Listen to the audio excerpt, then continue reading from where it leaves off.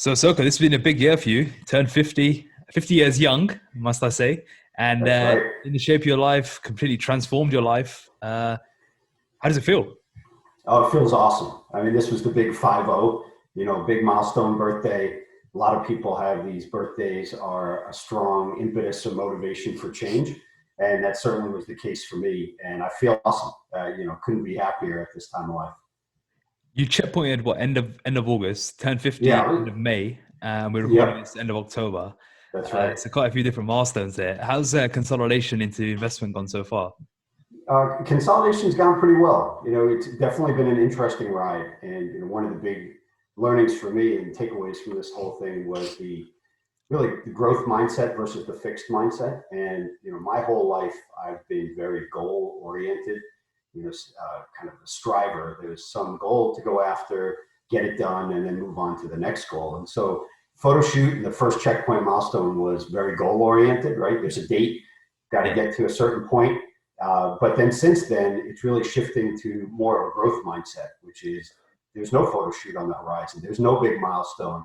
And so incremental progress, I think of incrementality. We talk a lot with Coach Ivan about this is, can you just get a little bit better every day, every week, every month? And then let's see, where do things end up a year from now? And that's, so the process for me has been very enlightening compared to always just going after chasing the goal. It may be somewhat arbitrary in time and results and what it is, That's really interesting because the switch from having that checkpoint, elusive checkpoint, to just having a constant strive for 1% increments is really is a differentiator, especially with those who stay in shape for life and those who can really use this as a vehicle to take themselves into greater areas of their lives. So what for you was that switch between you mentioned a fixed mindset to a growth? When did you feel that transition happen? Yeah, it's been over the last few months since the checkpoint, and it wasn't easy. I'll definitely share that with you. For me, my background, I'm an engineer by trade and have worked in corporate America for a long time and very much milestone driven, right? Kind of get to the next thing in life, be it the next promotion, the next job, the next degree, whatever it may be. So the notion of going for the photo shoot was one that resonated with me. It worked, right? Originally it was a 6-month plan. It got stretched out because of COVID and some of the challenges, but that resonated with me. And then thinking and shifting my mindset after that to more of growth and incrementality. It's taken a little while. Coach Ivan and I have talked about it a lot. And I'll give you a great example. Right after I hit the milestone, I was like, what's next, coach? What's next? Like, why don't we set some big goals? And, I want to maybe set some PRs. That was the thing. Like maybe 4 months from now, let's go after big lift PRs. And one of them I put on paper in an email I sent to him. I said, hey, leg press, always had skinny legs and gotten better through this process phase. But what about, maybe I'll go for a 1 RM of 400 pounds on leg press. And at the time I was doing 250 for reps. And he sent back, he's like, why do you want to do that? What if you don't hit it in the time frame? What if you could blow it away? What if you get injured and don't make it? So let's just think about incrementality. And so I took that email and threw it away and said, okay, we're just going to go after on the training sheet every week. Can I do another rep, 5 more pounds, that kind of mindset. So the funny thing is literally 6 weeks later, leg pressing 450 now for reps, right? And it was I didn't even think I would get to 400 as a 1 RM, but that to me really exemplifies the growth mindset, right? We're somewhat limiting in our beliefs because we think we have a governor or a restrictor of hey, this is as far as I can get. And, when you begin to shatter that, it's really empowering. And so for me, as I think about it, I hit this 50 milestone this year. And even seeing your parents, right, and their podcast and their, the write-up that you've done on them, very inspiring and motivating. I'm already thinking about what does 60, what does 70 look like? And not so much in a goal-oriented way, but just want to be healthy, want to be fit, want to have great wellness, want to, have a great relationship with my family, my friends. So all this is part of that process instead of a single point in time. Amazing. I think that switch that you've made, and very, very quickly as well, in the process, that's going to be an absolute game changer for you in the coming years, because you'll feel less attached to results and more into transformation and more into shedding the skin to greater and greater levels. And that's the exciting thing, Yeah. because like you said, things will happen without you even realizing. We talk about the physical being the vehicle. That was one of the big things that really attracted me to RNT. And a little bit of the backstory, to share with the listeners. Last year, really tough year for me. So I've been a corporate exec for 20 years, grew my career, VP in a Fortune 500 company. By all outward means, it looked like success. And I decided to leave all that, take the plunge, start my own entrepreneurial venture 4 years ago, and built that up. And as anyone who's been down the entrepreneurial path, yourself included, know, it's a lot of ups and downs, and it's a journey. And I equate it to mountain climbing, in that you see a vision that you may have. There's some summit you'd like to get to, but you're going to fall back along the way certain times, or your route's going to be completely blocked, and then you have to go forward a different way. And so with this startup venture, there were a lot of ups and downs. 2019 was a big year. It was kind of a go, no go. We were raising capital. What we thought was going to happen blew up at the end of 2019, and it looked like the business was going to go under, have to declare bankruptcy. And then right at the end of that year, I was feeling really down, really low. How did I get here? How did I leave a successful corporate career to end up like this with a personal business that's about to fail, even though we had great customers and people loved what we had done? It just hadn't scaled far enough to be sustainable. And that was around the time I was like, I had gotten out of shape. I've always been into exercise, health, wellness, fitness my whole life. Started out lifting when I was a scrawny teenager, 17 years old in high school. Done triathlons, played soccer, always been into a lot of different things, but really found that I had sacrificed a lot just to pursue the business. And I'm sure a lot of people can relate to that. So many things you think have to get put on the back burner or go by the wayside. And so I was feeling really low. It was a down point. I saw 50 on the horizon, 6 months away, and I kind of couldn't believe that I had hit that spot. So I was thinking, I knew I needed to change. I wanted to do something different. And, I'm always on forums and blogs and bouncing around. And I saw on T Nation the article you'd written of how lean will you be when shredded, right? And it had your different pictures of when you're in more of a bulking phase than when you were in training and then in competition. And I was like, wow, this is super interesting. Like, who is this guy? What you don't see a lot of folks of South Asian or Asian descent that are pursuing this path. And then I looked up RNT, and it was an entire site of people like me, right? Busy lives, have families, have jobs, personal struggles, all the kind of everyday people, major transformations. So initially for me, what was really attractive was the physical side of things. I'm like, yeah, I need a physique change. I need to get myself in shape and get in order. But as I got into the process and kind of tying the physical side and the career side together, we kicked things off on January 6th. That was when I started with the program. And then in January, we got an offer to have our company acquired by someone who had been a partner and was working with us as a partner. And we actually went through a pretty quick process. We were fortunate that the company got acquired right before COVID hit, or otherwise, again, the deal wouldn't have gone through.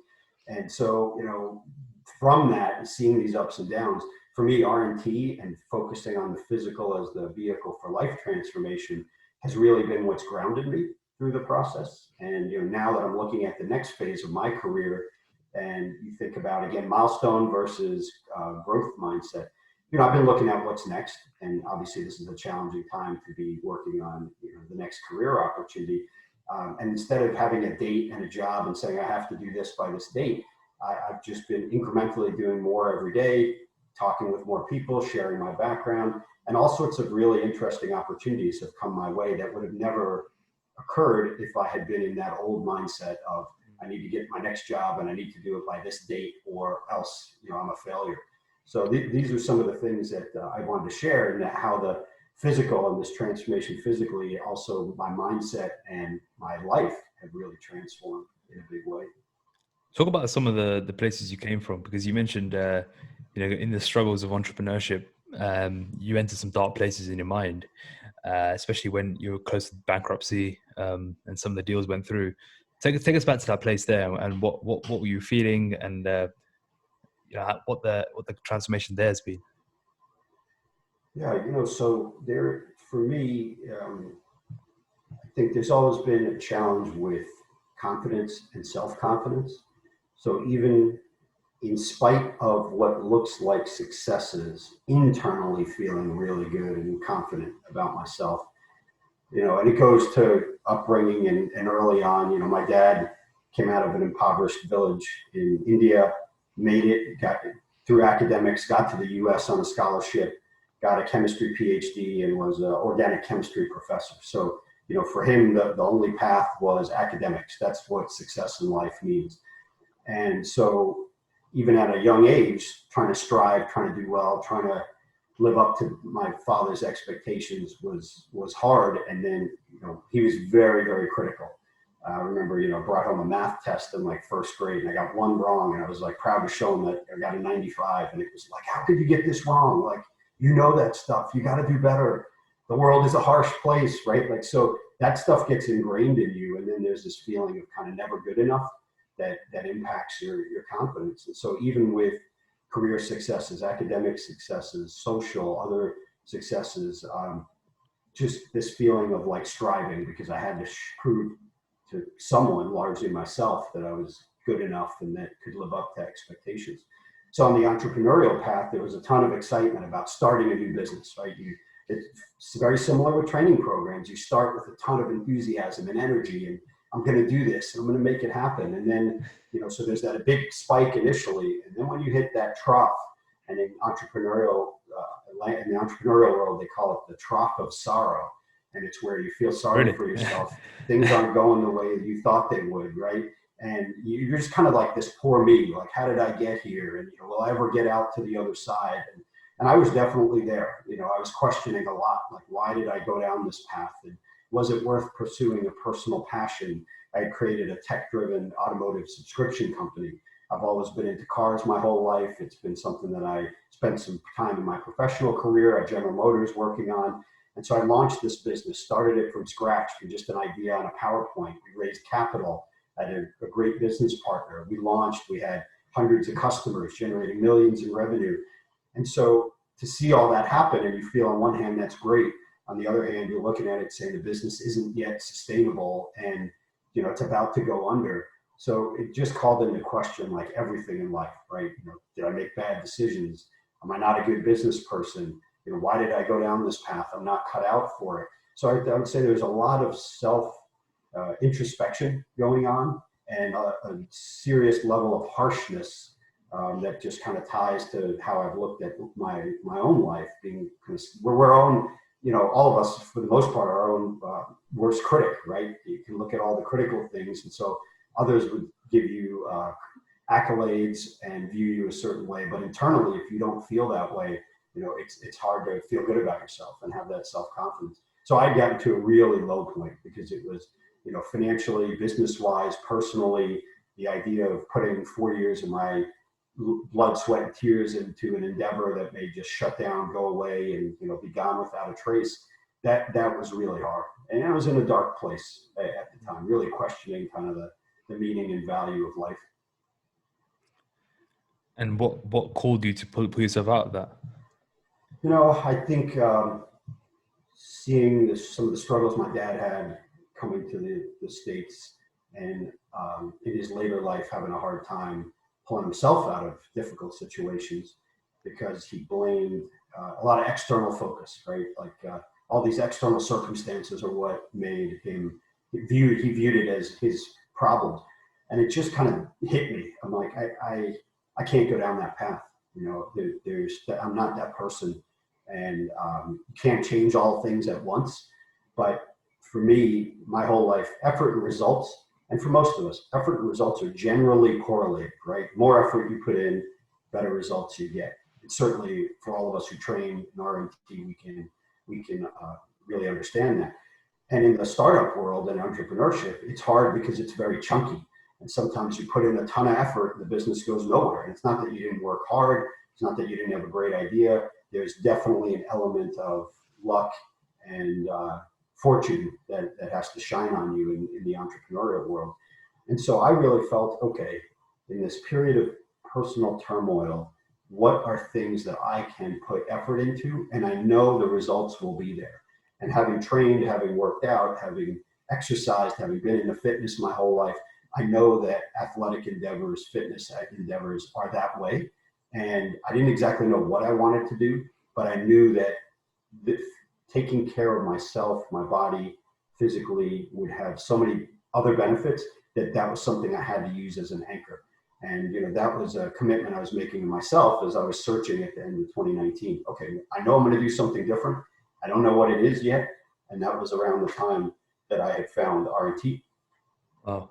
So it called you at the right time and Yeah.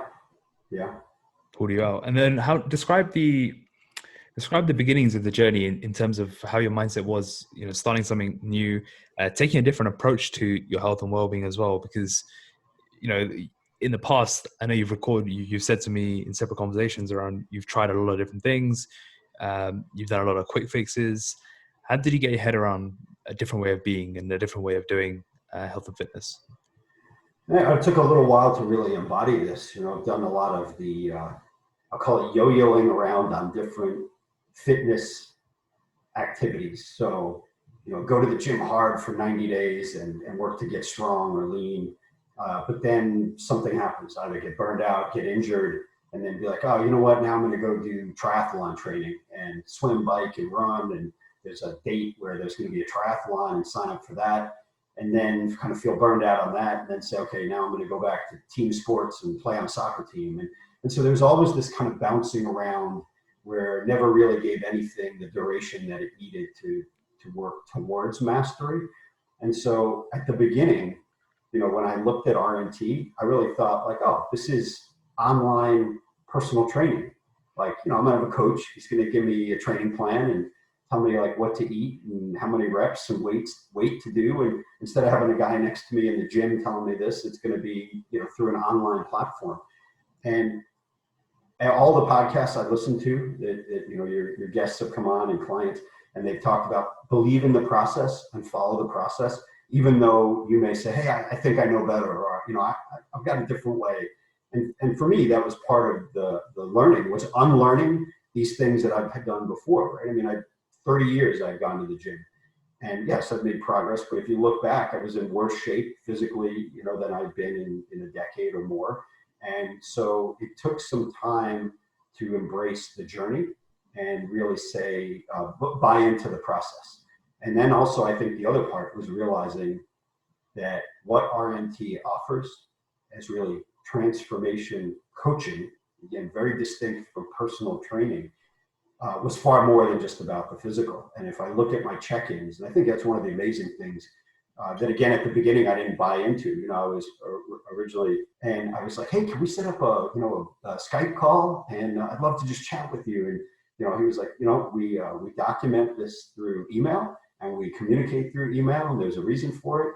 And when I look back on it, I think about, you may have heard this because I know, you took time to write your book, but you've heard the saying that, writing crystallizes thought, thought crystallizes action, and action crystallizes or leads to change. And so I realized that by putting this stuff down on paper, in this case in an email, every week, and being accountable that every Wednesday night I'm sending my check-in, good, bad, or otherwise, it really drove a process orientation, and that like the process is the way. And so some of these check-ins, instead of just being about reps and weight and nutrition, they began to become a lot deeper with my coach. And the section of lifestyle other in my check-in was sometimes like 3 paragraphs around what's going on with the career transition, the selling of the company, that, all of a sudden COVID's hit and I can't get to the gym and I'm really frustrated. And what should I do? And, mentally I'm feeling stagnant by that. And so, you ask how did that change? For me, it was really buying into the process and not so much being tied to the outcome, but understanding that like incremental steps every day will lead to a good result wherever it is down the road. I really like the writing crystallized thought expression, because a lot of people talk to me about calls and videos calls and all of that, and I get the whole reasoning around it, but what people miss is exactly that. It's the ability to crystallize your thought and see it in front of you. It's very easy to talk and have no substance, right? And waffle on and be all over the place. But when you write it down, you're singular focused and you really understand what's going on in your head. So thank you for sharing that. At what point did you realize this was more than online personal training? That this isn't actually online personal training. Right, right. It was quite early on when some of the feedback, because I again thought the feedback would be like, hey, dial in your macros, let's push the reps this week. And, but I've trained for so long that those weren't the hard things to do, right? My coach didn't have to teach me what to do in the gym. Sure, showing in videos and getting feedback, very helpful, but I wasn't starting from square one there. It was very much the holistic approach to this of like, this is life transformation. And, I had written recently when I shared my journey with my Facebook friends and family that, the transformation is the external wrapper of a deeper internal metamorphosis that happened. And I began to realize that pretty early on with some of these, I would call them emotional, spiritual kind of dialogues that I was having with my coach that weren't all about the gym, right? So much of what we were working on were other things. And that's when I realized like how much broader this is than just about kind of the PT approach.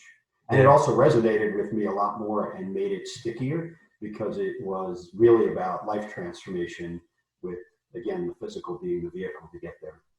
What were some of the emotional, spiritual realizations you were having? Again, I think closing in on 50 was very thought-provoking, right? Who do I want to be? Where do I want to be? What kind of person do I want to be for myself as well as my family, my friends?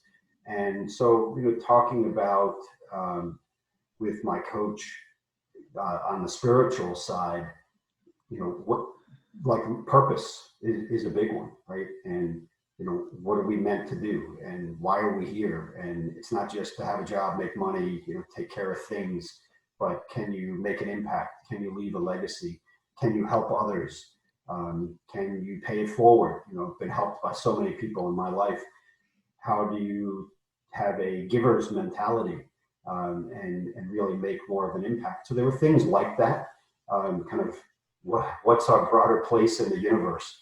So instead of looking from the self out and having a very ego-centric view, and I mean ego in the sense of self and id, is looking outward in, and that, hey, we're all part of this really giant universe.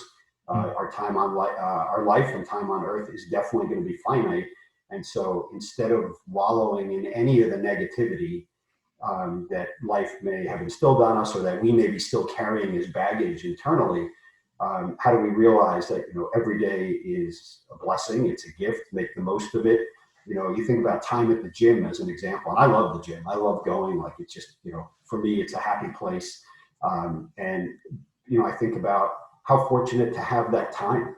I've seen others around this age, friends of mine, that don't have their health. And tragically and sadly, there's some people that don't have their life for various reasons. And so you think about it, I'm alive, which is a blessing. I have my health and I'm improving my health and my wellness. And then through doing this, actually, and I've heard you use the term, generational fitness. My wife, similar struggles in that, this is COVID time. She's working from home. Like it's a very isolating and lonely type of thing versus going to the office and having colleagues. My daughters, their school ended really abruptly. They're both teenagers. They're in high school. And, it'd be easy to kind of have family depression. And we've seen that with others. I think we were there for a while.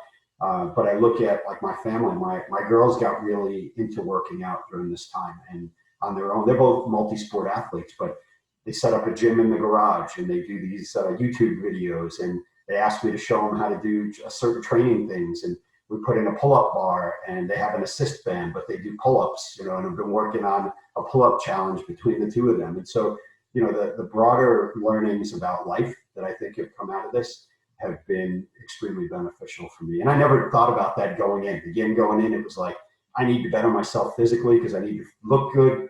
If you look good, you'll feel good. If you feel good, you can do good.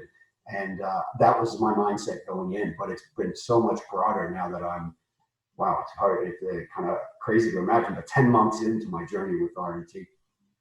So what have you found as your purpose then? So for me, I think I really am looking at what is my impact after I'm gone. And it can be, simple things like, sure, as parents, we all want to have an impact and leave a legacy with our children. As much as I had strife and challenges with my dad, but he's gone now. He passed away a couple of years ago. But I realized that the legacy of him lives through in me. And I've taken a lot of the good things of his drive, his determination, his fortitude, his will to go on in the face of challenges, never giving up, even though he did things maybe differently than I would do. And so I think about the ability to leave a legacy through my children, and I'm watching them grow and the kids they're turning into and the young adults. So for me, that's really exciting. And I think about that. And then I think about just broader impact, like who can you help every day? And it may be something small, like right now I'm a mentor in an entrepreneurs group. And so we help people that are very early in their entrepreneurial journey, maybe an engineer with a product idea, maybe a doctor who has a medical device idea, and maybe someone who has an idea for a new beverage, like all these things that you see people, they have a dream, they have a vision, but they need help, right? And they're not going to get there on their own. So how can you drive impact and leave a piece of yourself with others that lives on in the future? And that's been a lot more of how I've been thinking lately as I think about next career, next opportunity. It's not just kind of do something, make money, be secure, take care of your family. How can you leave a broader impact? And that's why even industries, categories, you look at who's really helping people. And in today's world, right, I think when 2020 started, none of us thought we would be here where we are in terms of the global economy, the global health and wellness, and the challenges of what the pandemic has brought on. So you get a different lens on what you want out of life. And that's some of the change that's happened for me this year. Amazing. I think, as you know, like I'm massive on creating impact, serving. As our values are impact, service, self-mastery, lifestyle, community, and the first two are all around impact, creating impact, and then being in the best possible place yourself in order to serve in the best possible way. And then that constant strive for self-mastery, i.e. the growth mindset, and then having a community around you and impacting those around you. And one thing I want to talk to you about now is as a 50-year-old, there's a lot of stigma around the health, right? And around taking care of yourself. And a lot of people around you either, like you said, they've lost control of their health and they often think there's no way back. How have you found people's reaction to you transforming, but also the impact it's had in the past couple of months, if that makes sense? Yeah, so I'll answer that in two parts. One is this journey for me was very much a solo journey, and it was by my decision, and I know that others take a very different approach. They talk about RNT, they tell all their friends, their family, they put it out on social media, I'm working on a transformation. And a big part of that is to have a community to support you and reinforcement, and also know that you don't want to let others down, right? You've made a commitment and you want to show you can live up to it. I really felt this was a journey of self for me, and that I didn't let people know about it. My wife, my kids knew about it, but they didn't understand. They're like, my wife was like, oh, here he goes again. This is the next 90-day thing that he's going to be working on. And I remember, I even sat him down at the computer and showed him like, hey, here's rntfitness.com, and here's Akash, and he's the head of this thing, and look at all these transformations, and this is what I'm pursuing. And there was like, yeah, okay, that's good. But then when they saw me doing things differently, right, that I had my 3 S's, my non-negotiables, things that were operating, my precursors on autopilot. So my support was really the 3 of them, but very much we'd go out to a dinner once in a while, and I wasn't drinking. I was eating very strict, and my friends were like, what are you doing? What's going on? I'm like, oh, I'm just not into drinking right now. It's not something that's important to me. So I kind of revealed this to people lately, and friends saw changes over time. They're like, oh, you're looking lean, man. You're looking fit and trim. What's going on?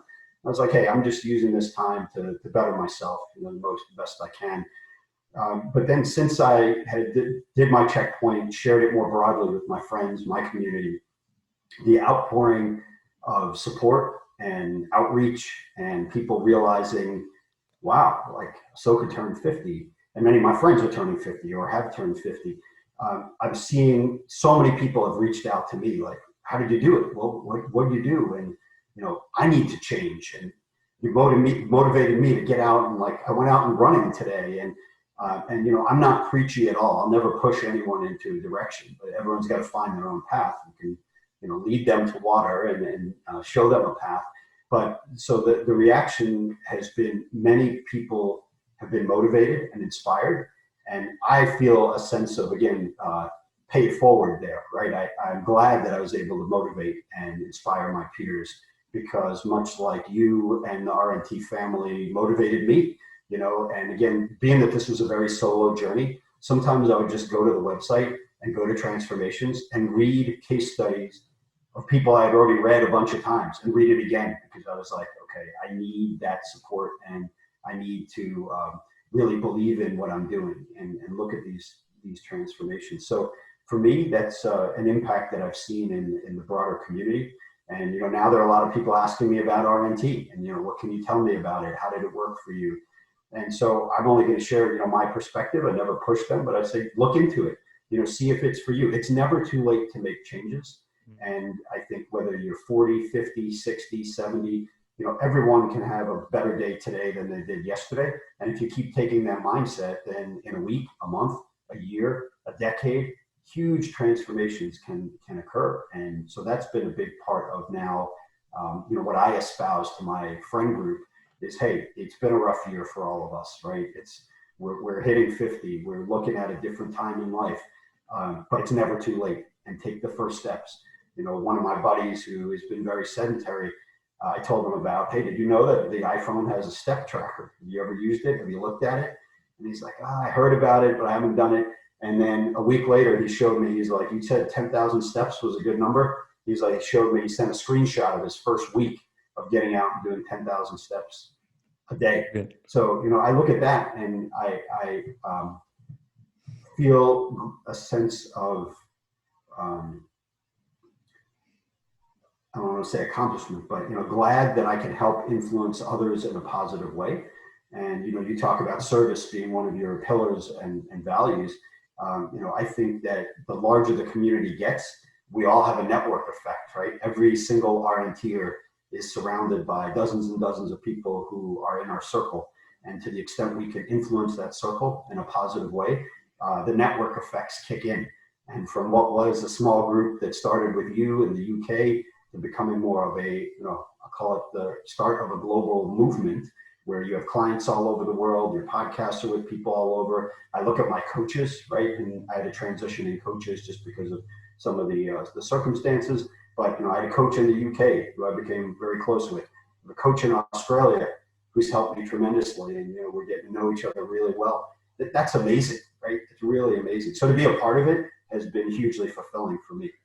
Amazing. Thanks so much for the kind words. It definitely is a global movement. And I love you saying that. And the phrase I use is domino effect. Each person we can impact can hopefully impact their community. And that's what this is all about, right? Just been creating small positive changes across the board. How did you lean into, so you kept it quiet from people around you in your hometown. How did you lean into the RNT community? The Facebook group and leading into that, did you use that as a key asset to drive you? I did. I was on there almost every day on the RNT Facebook page. I didn't post a whole lot. Yeah. And again, I'll use my mountain climbing analogy. I kind of viewed this as a solo climb.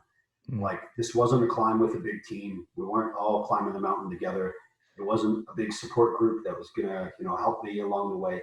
I needed to do this on my own. And there was some self-confidence things that I needed to kind of get to this milestone checkpoint and plant the flag and say, I did this. And so the community, I think just knowing I was a part of the community and checking in and seeing what other people were doing and similar challenges with people who started in the same cohort that I did.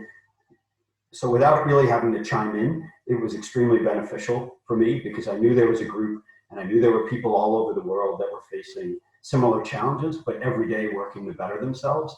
And so I felt a sense of community while at the same time having a highly individualistic journey, if that makes sense. Absolutely, yeah, absolutely. And so it was a lot different than just me doing this on my own. Like, hey, I'm going to pick up a book or, you know, use some online videos. There was a sense of a larger organization of people working on the same thing. But at the same time, the everyday for me was a journey of personal discovery and betterment. Movement. So Asoka, one of the slightly more, it's often considered a taboo subject, but something which I think is worth discussing is the concept of hormone replacement therapy. And I'd love to dig into this because, you know, as we age, certain people react differently with their hormones based on how they live their life, how the natural aging process occurs. Tell us about the process of having to undergo hormone replacement therapy and what that entailed. Yeah, so I have no problem talking about it because I think we're all looking to better ourselves, and there's so many different things that we do for health, fitness, vitality, longevity, wellness, right? So if you look at this holistically in the grand scheme of things, it is part of how do we create that long-term, and I'll call it vitality, right? Feeling good, being good. So for me, I had done a blood test with my doctor a number of years back, and we were going through things and looked and saw that testosterone level was really on the floor. It was very low. And other hormones too were out of whack, right? Sometimes cortisol can be high, thyroid, like all these things.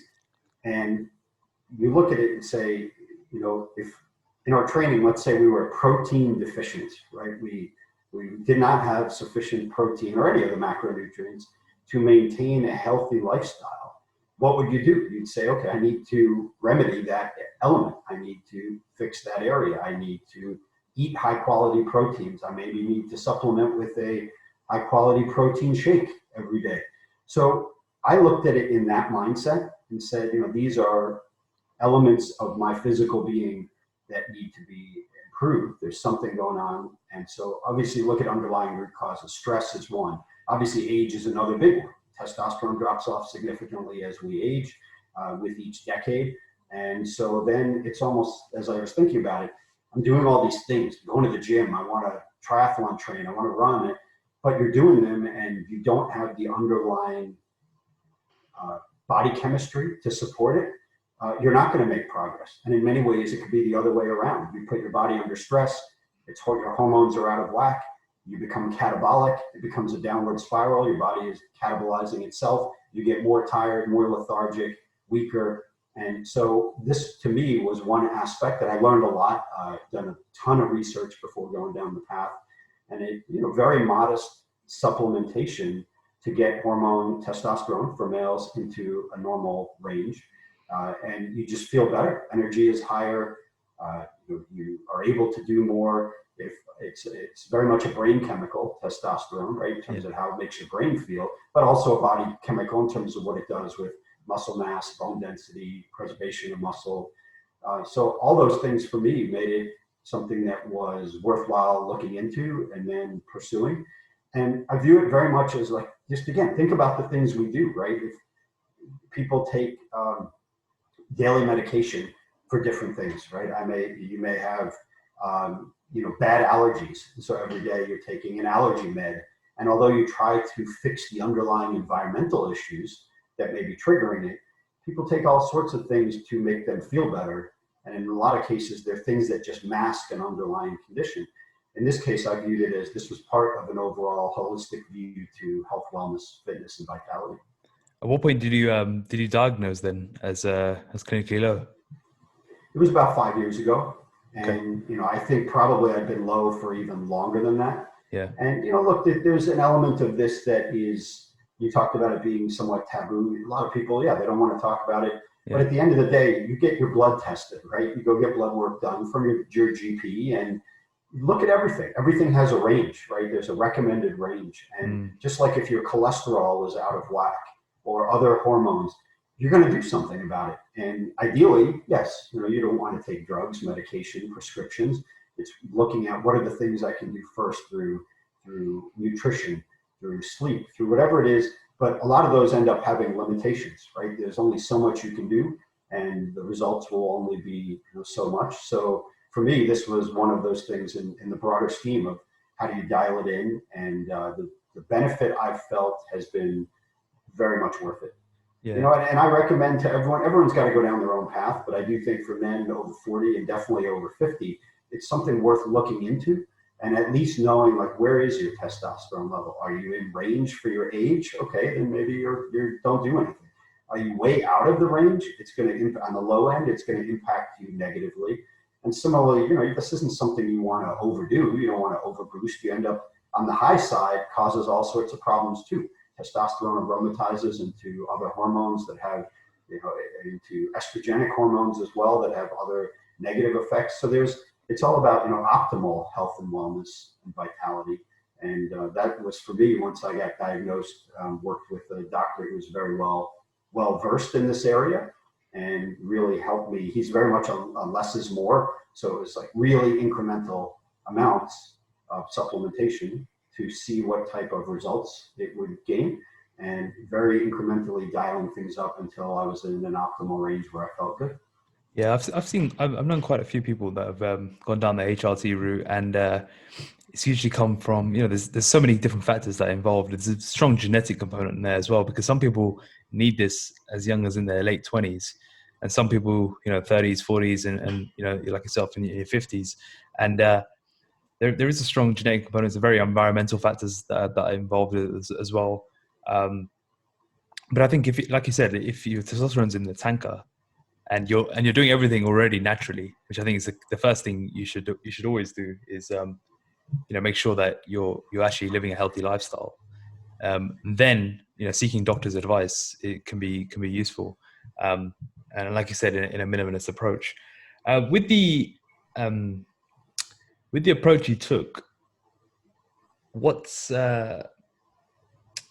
have been some of the positives that you felt in terms of compared to how you were before? Was it energy? Was it was it just the vitality and feeling better, or was there other things you noticed with it? Yeah, it's interesting because it's hard to quantify, but if you look at it qualitatively, I would say it is an overall improvement in life. And sometimes you don't understand why you're feeling bad. And I think this is, something that happens for a lot of people. And just listening to all the podcasts of how many guests you've had on, how many clients, and the challenges they've had. So to me, again, I didn't look at this in isolation and say, like, this is it and this is a quick fix, right? It was very much in totality, right? Is my nutrition dialed in? And at certain times certainly has not been. Am I sleeping well? Am I getting out and getting fresh air and oxygenating my mind, my brain, my body? Am I doing the training that makes me feel good, where I'm not overtraining, so I'm burning out and hurting myself, or overdoing it, but at the same time, I'm not just kind of moving weights around for the purpose of check the box, I went to the gym. You see plenty of people like that. They've been going to the gym forever, but you really don't see any difference, no change in them, year to year or anything like that. So this was part of that whole again. And I would say, it's a change that occurs over time, but it was just a general feeling of better well-being overall, right? Better energy, better sleep, going to the gym and feeling better, having more vitality to push heavier weights around. So all these things are complementary. And then as you get to the gym more often and you feel better and you get leaner, then you mentally feel better, and mentally, being able to de-stress. I mean, stress is a huge suppressor of testosterone for males. And how many people at age 50 are facing all sorts of stresses, right? Career stress, financial stress. Maybe their kids are growing up and there's challenges being a parent, and raising kids is challenging. And so all those life stressors tend to depress testosterone as well. We're not going to fix those stressors, right? We still have them in our lives, but it's very much, how do you deal with stress? How do you manage it? What are the other things that you can do to help stress not have a debilitating impact on your body and mind? I know with RNT, and you yourself very into journaling. right? How can we take thoughts and energy that's swirling around in our head and get it out of our head and maybe put it on paper, and by putting it on paper, release it and get it out and be good with it. The meditation and quieting the mind, and something that I started doing, actually listening to you, many of your clients. I always used to walk, and especially my early walks, the days I had to get 20,000 steps in, right as I was getting close to the shoot, you're walking 10 miles a day, basically, of steps. And that's not inclusive of the 5 to 6, cardio sessions a week as well. And I always used to go, I had music on, or then I'd have podcasts on, and it was like, you're just cramming more stuff into your brain. And instead, go out at 5 a.m, it's dark. I didn't even take my phone. And I was like, yeah, my phone, I need it for step tracking. I know where I'm going. I know how many steps. I know my route. I've done it enough times. So leaving the house with like nothing and going out and using that, as I call it, my meditative walk. It was like me and the sky and, maybe a couple of birds that were waking up and starting to chirp at 5 a.m. Very meditative, right? So I bring that up because all those things tie into, at the end of the day, this testosterone supplementation was just one small piece of overall working to better my lifestyle. Yeah, I recommend everyone to be honest, everyone across all ages to get blood work done, but especially over the age of 40, it's so important to go on a regular basis, full blood panel, hormones, the lot, because you just don't know what your blood's going to show. So yeah, I highly recommend it. And have you got a good a US recommendation? Did you go to a specific doctor, or did you have a company like in the UK we have one called MediChecks, which is pretty good. Have you got a sort of a recommendation in the US? Yeah, so very much this is localized around the U.S. Oh, right? is it okay? Each one, okay. Yeah, so you want to find. So I'm a doctor I've seen for a long time that has a clinic that is just very well versed in, I would say, broadly men's health, and really understanding how to promote health, wellness, vitality, and uses blood work as the way to do that. And I've seen some GPs in the past where I've gotten blood, and it's just blood work done, and they kind of look at it and be like, yeah, you're okay, you're fine, but not really go through. And that's what I love about the doctor I've been working with for many years. We sit down every 6 months and go through line by line every item on the blood work, and he explains to me these weird things that, like, hematocrit, like, what is that? And some of these liver enzymes, ALT, AST. Yeah. I never knew what those things were before, and I wasn't going to go look at, but he explained, these are liver functions. You don't want this to be high. Here's normal. If it's high, it means there's a stress on your liver. Well, what's that all about? How are you eating? What kind of food are you putting into your body? So again, I think taking that holistic approach is what's really important. And then the other thing with blood work, hormone panels, there are things you may not even know, right? Like at this age now, some people get it done, and then there's a cancer marker that's shown up. Right? For males, it could be prostate or something else. And if you didn't do that, then all of a sudden one day you have a disease that's progressed and it's too far along, and treatment's really difficult. So that's why I think, and I'll use my car analogy because I'm a car guy and built 2 careers in that space. There's some people that take better care of their car than they do their body, right? They get their car washed every week. They get all the oil changed on it. They pay attention to everything that's going on the dash. And if a check engine light came on, they'd stop driving it. They put premium fuel in the car every week when they fill up for their commute. But yet, what do they do for themselves, right? They're drinking soda, chips, donuts, fast food. And so, you look at that dichotomy and say, you've got to do the right things for yourself. And what's the dashboard? What are the gauges that you should be looking at as quantitative measures of how things are going?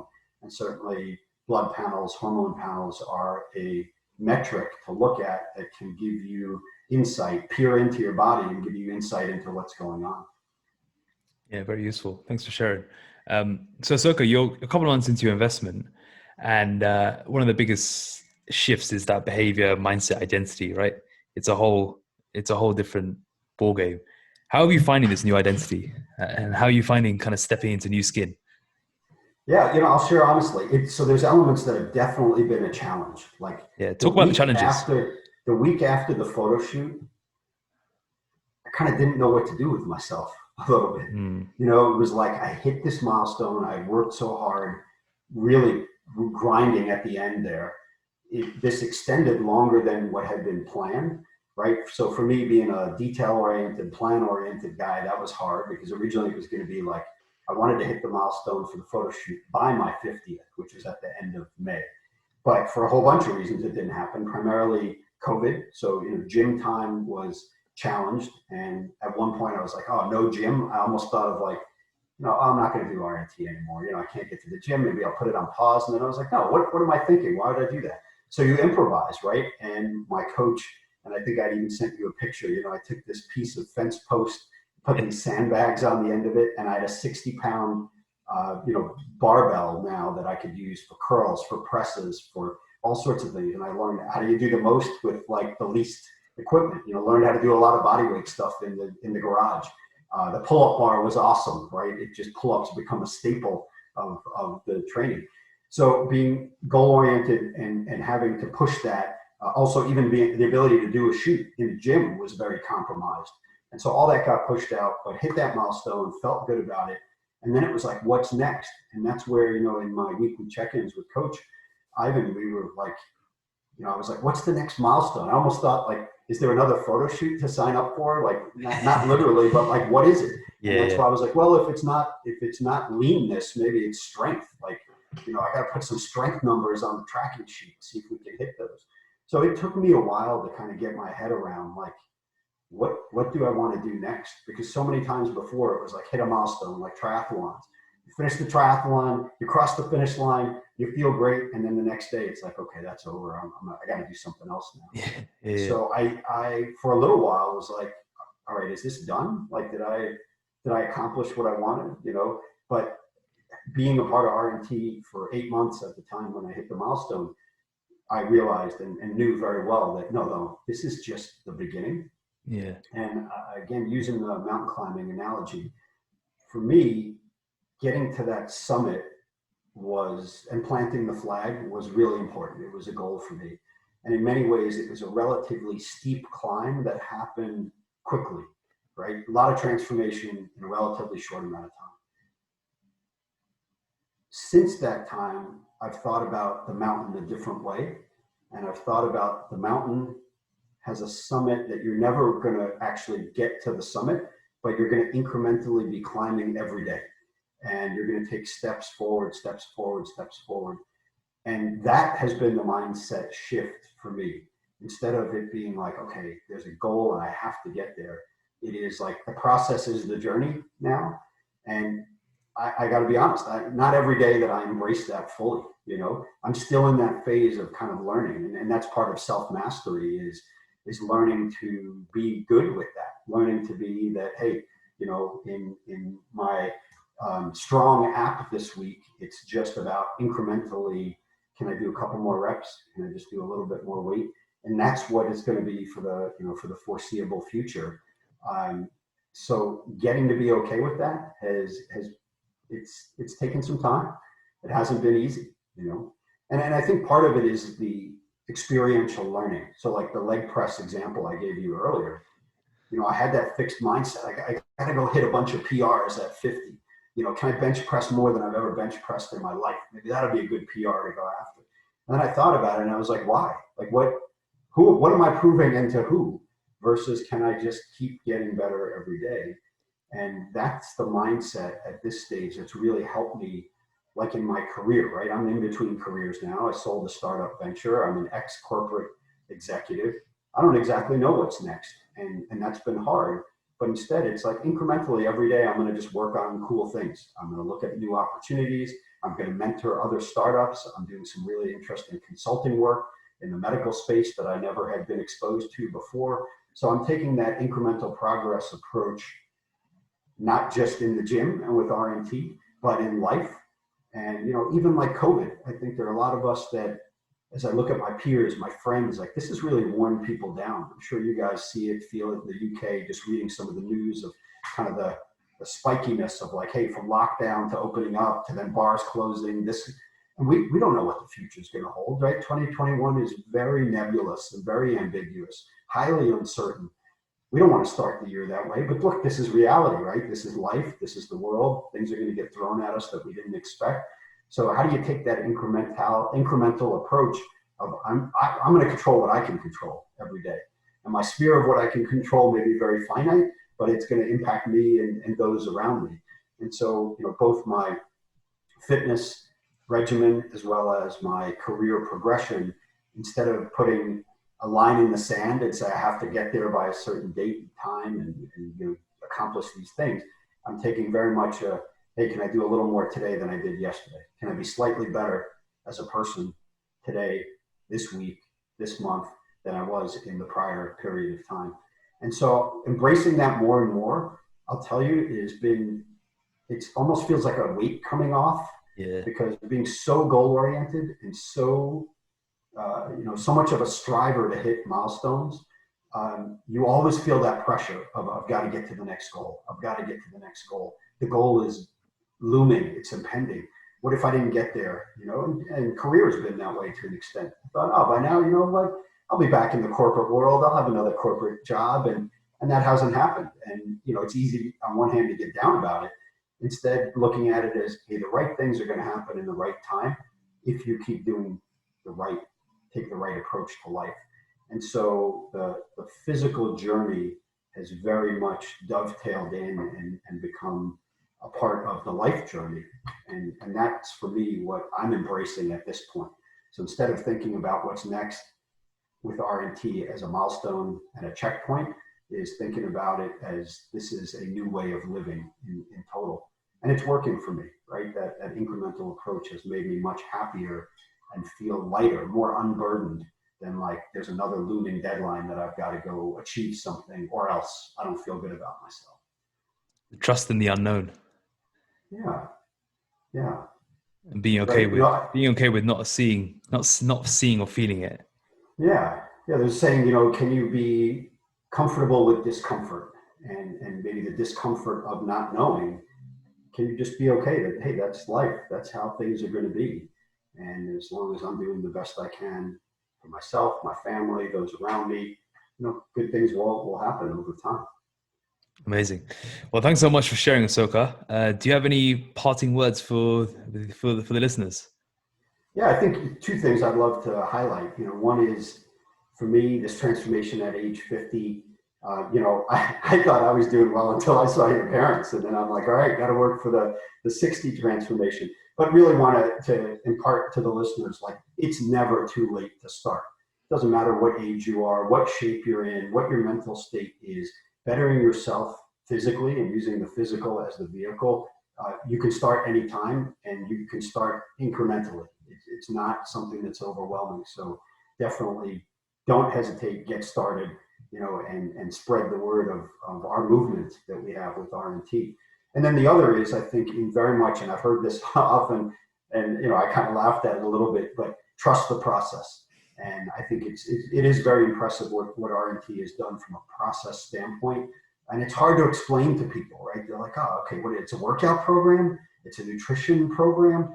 No, it's very much a life program. And so you have to reprogram your mind, where shed some of the beliefs, some of the learnings, some of the knowledge, what you think just kind of put that off to the side and say, trust the process, trust my coach, watch the transformation that begins to happen, and embrace it fully. So for me, those would be the two parting words that I think is, never too late to start. So get going, take the first step. And once you start going, believe in the process to go down the journey, the path. Amazing. Thanks so much, Asoka. Yeah, thanks for having me, and thanks for everything that you and the RNT family do. It's been awesome to be a part of it. You're very welcome.